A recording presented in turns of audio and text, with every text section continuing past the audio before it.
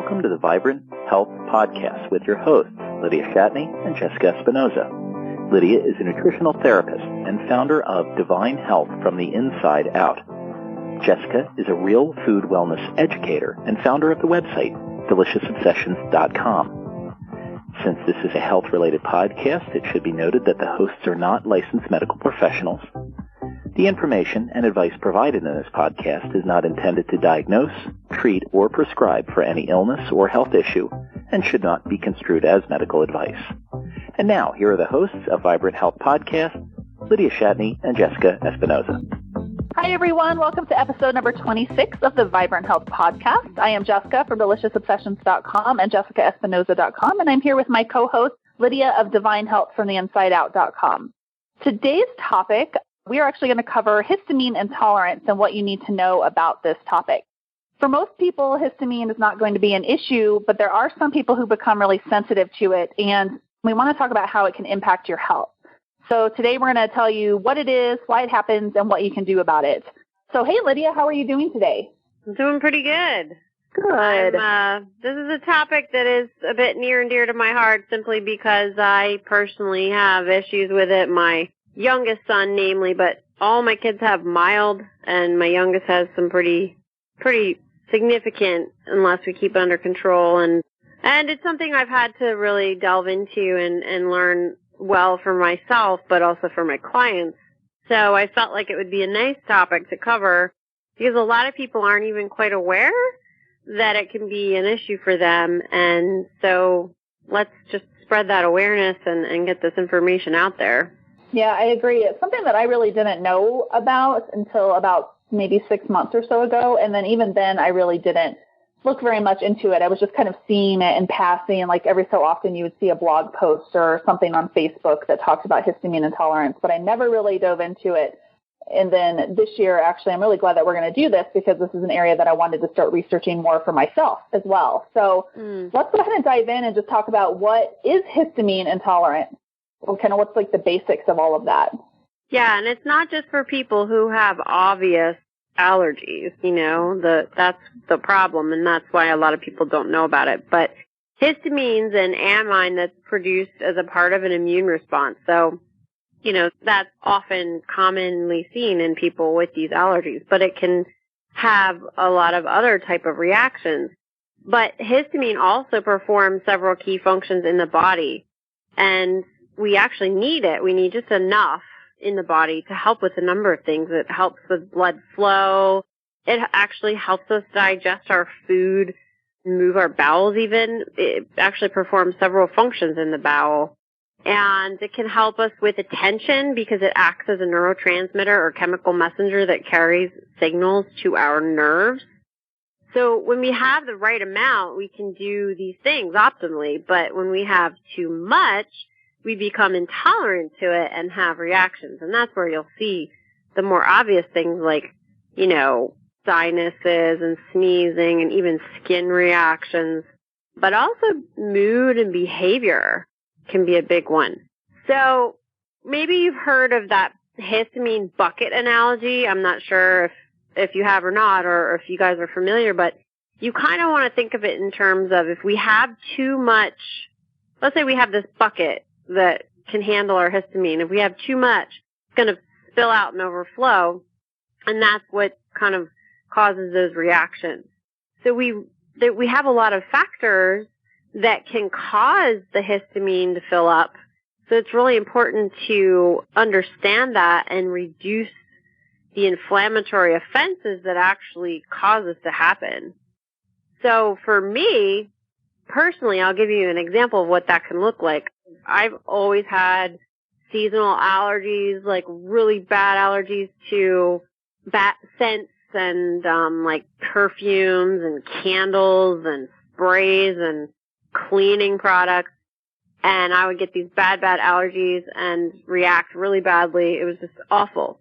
So I finally got that under control when I changed my diet and I got more health conscious. But nowadays, when I have a histamine reaction, it's more because I've got a lot of stress, a ton of stress. Some of my key environmental triggers, like dust or, mildew or just an old basement that I have. And if I spend too much time down there and I'm stressed out, or I sweep or vacuum or something like that. And then on top of that, so my adrenals are tired or tanked and I'm just really stressed out, I've exposed myself to this stuff, and then maybe I'm eating high histamine foods because I'm not really paying attention, I can just react really badly to any additional histamine because my body's just gone overboard there. I also know for me personally, focusing on that adrenal support, magnesium helps me just keep those reactions at bay. So that's important to understand because, there are going to be times where people may have more histamine issues if they're not, if these things all add up. Okay? Mm-hmm. Yeah, it sounds like it's one of those things that you can probably manage it once you recognize it. But yeah, life gets in the way, stress happens, events come up to where you may not be as focused on kind of keeping those histamines at bay, essentially, the histamine response at bay. So it's another one of those things that we have to just kind of try to stay vigilant with if we suspect that we have histamine issues. Yeah. So let's talk about some of the symptoms of histamine intolerance because, some of them kind of overlap with other types of symptoms. So it might be an area where if people are having these, they might want to explore whether histamines are an issue for them. Yeah, there's probably a lot more than I can even say for sure, but the lists that I'm familiar with are the most common. And there are actually things like headaches, migraines, especially around your cycle, which is interesting because there's a mineral and hormone connection there, but difficulty falling asleep, easy arousal. Hypertension is one, vertigo or dizziness, arrhythmia or an accelerated heart rate can be a reaction. That's important to know, really important, because people get really scared when something like that happens. Yep. And they may think something really, really horrible and feel like they need some dramatic thing. And they might. I'm not, dismissing the severity of something like this, but really it could be something as simple as too much histamine. Right. Difficulty regulating your body temperature, anxiety, nausea, vomiting, abdominal cramps, diarrhea, or really loose bowels. I can speak to that one. Flushing, how some people just their skin flushes or their face reddens or whatever. Some people, obviously the nasal congestion and sneezing and all of that, difficulty breathing. I actually had this happen recently. I wanted to mention my little story here because I don't know if people will relate to it entirely, but it was in December actually, and I was really under a lot of stress. Like, I had way too much on my plate. Anyway, it was huge. I was feeling it, and I needed to get rid of some of that. But it was to the point where you're like, oh my gosh, it's just too much. It's just too much, And so I had that, and then I had this sudden project that I took on, and because of it, I cleaned my house to prepare for my colleague to come, and so we could get it done. And I just overdid it, and I cleaned, and I sweeped and vacuumed, and I can't really do that without it bothering me. My body just was like, shoot, nope, you're done, you're toast.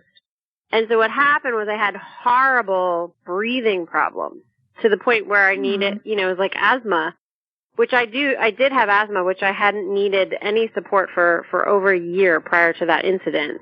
I had been able to get off my inhalers and everything like that, but I couldn't breathe. It was horrible. It was really awful. Wow. And I just felt really bad for a couple of days, did everything I could that I knew to do, and it took a lot to really deal with. So I had to avoid all histamine foods, be really careful, take enzymes, just really support myself to get through that. So right. I guess sharing that is something that can maybe help people realize it can become pretty intense. It can cause some pretty hefty health ramifications. So just keep that. People may be having that happen, and they're not realizing what a potential trigger is for them. So hopefully if they have experienced that, and they have been kind of confused as though, why is this happening to me? Maybe this is an area that they could look into, and hopefully that would help address those situations, because that sounds absolutely terrible. So. Oh, it was terrible. It was terrible. It was very discouraging. I ended up having to get an emergency inhaler. So that wasn't very fun. Wow. Yeah. It hasn't happened since. So, good. Because I'm super no way, that's not happening again. I'm totally managing this better. Right. Now, here's one that a lot of women can probably relate to: abnormal menstrual cycle.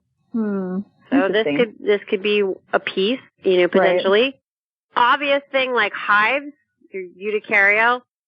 My brother has a severe histamine problem. He actually he's allergic to bee stings, but any bug bite, he swells up massively. And I remember as a kid, he'd always come down with hives. He just seemed to always get them.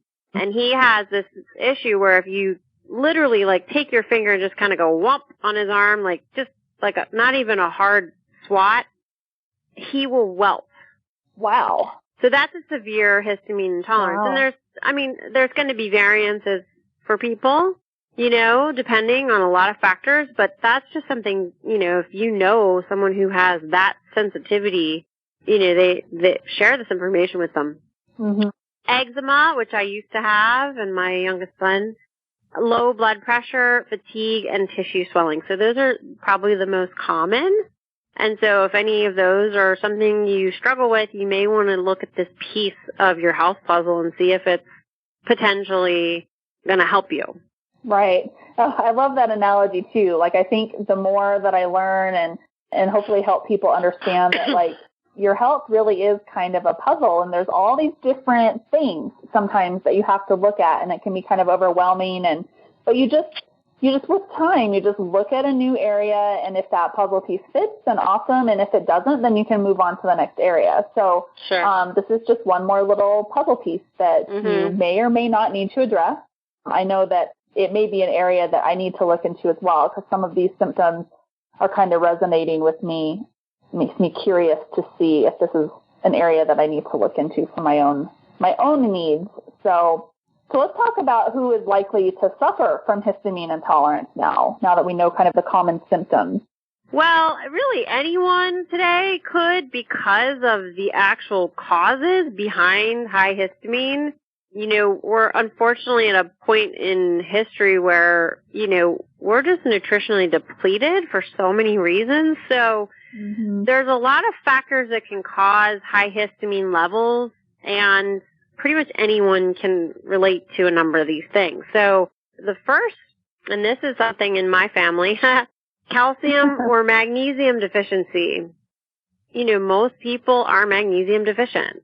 Mm-hmm. Your faster oxidizers, which is your metabolism, if you will, they usually are depleted in calcium. Their body just can't hold on to it for various reasons. So there are people out there who maybe have both magnesium deficiency and calcium deficiency, and it's a double whammy. And I know for me personally, as my magnesium levels have improved, my symptoms have decreased. The asthma was a big one that I was able to recover from, in big part due to the magnesium. Another thing is copper deficiency, because it's needed to synthesize this DAO enzyme, which is kind of like one of our histamine enzymes. It's also something some people can have the genetic mutation for and not have that working properly. But anyway, the copper is so tricky because we can be deficient in copper. We can have copper stored toxic in our body. It's really all about copper regulation, which no one has correct, but some people can really be deficient. And usually those, again, are your fast oxidizers, which is, that's an HTMA term, a hair tissue mineral analysis term that you don't hear often, but you do if you've seen your HTMA, you're going to know if you're a fast or a slow oxidizer. I happen to be a fast, so does my youngest son, and we both have copper deficiency. Mm-hmm. So add that to our list. Then poor methylation status and genetic susceptibility. That's a topic for another day, but pretty much everyone has some level of poor methylation. So if you have these symptoms and you've done a lot to kind of heal your body and you're still struggling, it may be worth looking into that piece simply because there could be more information you could gain and find more specific nutrients to help support that methylation cycle in your body. And just know that you just need that support because your body's at a bit of a deficit in this regard. Then we've got nutrient deficiency in general, which, is very hard to get adequate nutrition with the modern diet. Even if you try to do a really clean, healthy diet, our food anymore is just not, as potent as it really could be. So we need these key nutrients, and a lot of them are actually key for the proper methylation, which, again, we just talked about. So, we've got B12, folate, we have this whole problem with getting enough folate because we have so much synthetic folic acid in everything. B6 is a big B vitamin a lot of people aren't getting enough of. If you knew what foods it came in, you'd understand why. So we're not eating those foods. B2, B1, zinc, again, copper. And then whole food C is a biggie too, and we've talked about that on a past podcast. Mm-hmm. So anyway, but those are some of the biggies. So, anyone can start improving their nutrients, and that's going to help for sure.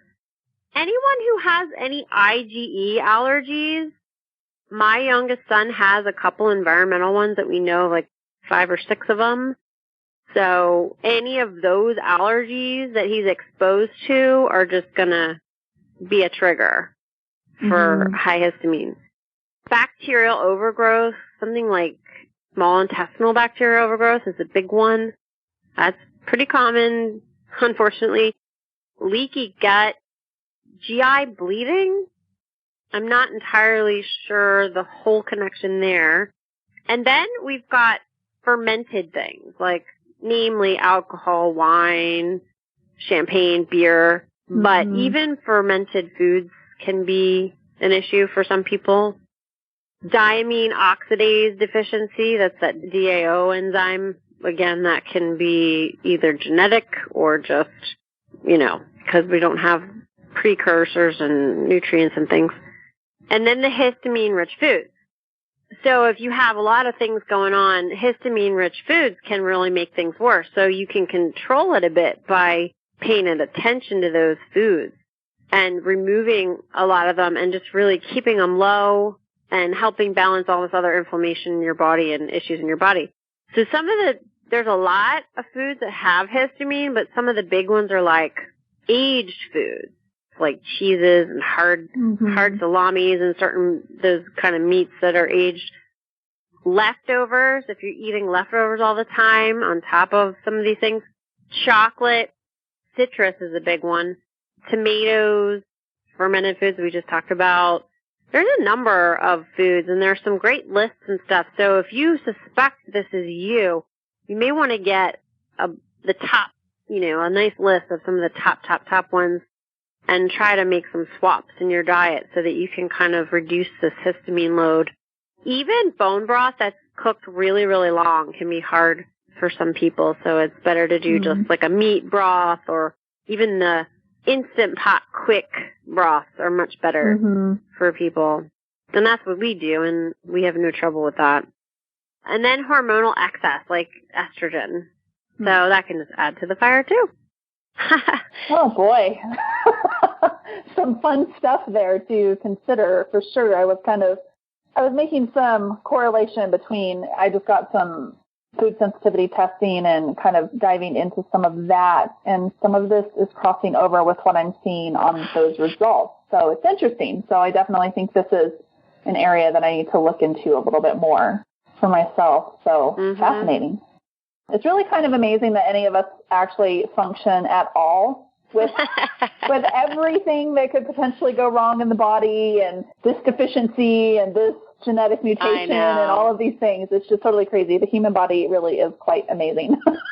So. We are, yeah. Yeah, I don't want this to be discouraging to anyone, because you don't need to go, now I need to do this whole new diet, blah, blah, blah.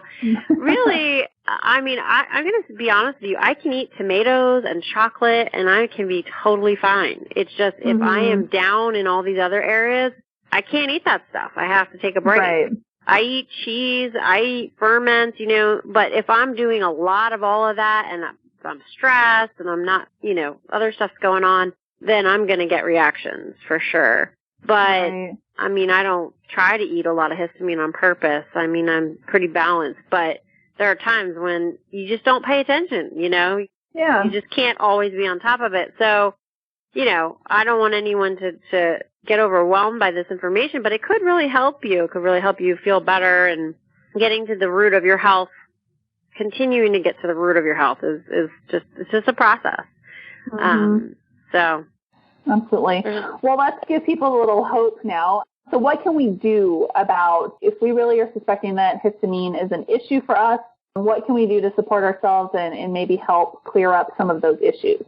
Well, I'm living proof that we can do better and feel better. So, I mean, I suffered badly for majority of my life with severe allergies, and I really don't anymore to anywhere near the degree. I mean, I have some mild, incidences here and there, and I know my triggers, so sometimes you can't avoid them. But let's just say the basic stuff you need to do to get healthy anyway. So clean diet, because why? You need those nutrients, right? So eating real food, the best quality food you can source and afford. Anyone can do that. Anyone can start that process. You guys are listening to our podcast. You probably already have, because y'all are awesome like that. Reduce stress. Who doesn't need to reduce stress? And stress, remember, stress is anything at all our body will perceive as stress that causes any kind of reaction. So, like for me, a lot of my stress was like mental and overwhelming at the time when I had that major incident. So that was, and I just had to take a step back and be like, okay, let me hash this out a bit. And some of it I was putting on myself, quite frankly. Right. Yeah. Some of it was very real and I couldn't avoid, but some of it was me like getting into a mental state of panic. Right. And I needed to stop, so that's always important. If we find ourselves getting there, it's always good to have a place where you can go, an advocate or someone to talk to or someone to help you just take a step back so you can release that. Support the adrenals. That's really broad. Supporting the adrenals covers a lot of things, but, the two I just mentioned will support your adrenals, right? So, and that's a podcast we've done, and so you guys can take a listen to that, but that's important. Everyone really needs it. The right adrenal support can come down to knowing more information, but the broad stuff everyone can do. And then by doing all of those three, you can reduce overall inflammation in the body. So we all are going to have inflammation to some degree, and it can be from varied sources. So, working on your health will include reducing just overall inflammation. And that's going to look different to a degree for everyone. Minerals are huge. They're the spark plugs of life. But a couple of them, like I mentioned earlier, magnesium, calcium, copper, they all play into histamine issues.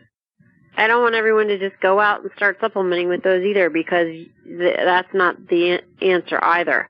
However, of those three, magnesium is one pretty much everyone can at least start with and take some. But if you have those imbalances, that's going to play into your histamine issues. And I do. So that's, Nettle's tea is awesome for helping with histamine because they're a natural antihistamine. So they're high in some of these minerals. They've got some magnesium, calcium, potassium, boron, chromium, manganese, B vitamins even. And it's just a really nice overall broad tonic. It's got some really powerful nutrients in it.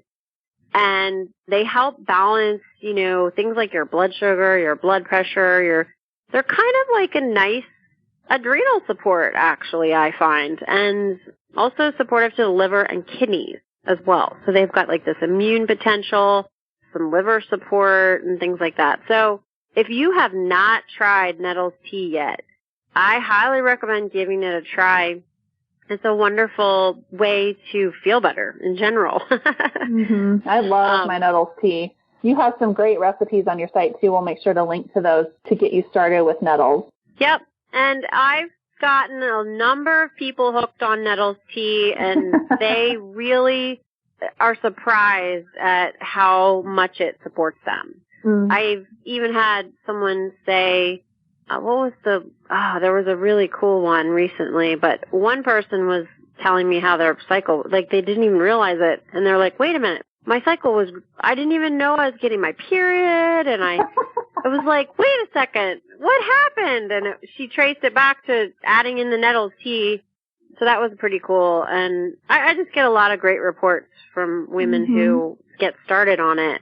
Now, I've had a few people, they couldn't have it, just a couple, but it was a minor thing. It was one person got a little reflux, and she just wasn't sure if it was the tea. Another person just seemed to have allergies to, like, everything, so she just couldn't start on it. Another person had to go really slow with it. She couldn't handle very much at first, but now she can. So it is pretty safe for everyone. Just if you haven't started it yet, you just want to start out with a little bit, make sure you tolerate it before you go drinking like a quart a day like I do. Right. And then, so, like, if you are symptomatic, like anything on that list, you want to try reducing higher histamine foods to see if it helps those symptoms. Because it is one thing you can control, and it will add to that load and tip your bucket over and spill it all over. So, let's say you've got some of these symptoms, you may want to get a nice list of histamine foods and see if they're biggies in your diet. Like, if you're eating like 10 high histamine foods a day, every day, you can make some shifts, and that could help you feel better. I had one mom with a baby who would not sleep. She just literally would not sleep. The mom was exhausted. She was just like, I don't know what to do. She had bad eczema all up and down her arms. And when we looked at her hair test, she was like totally needed to get histamine foods out because she was like a really extreme pattern.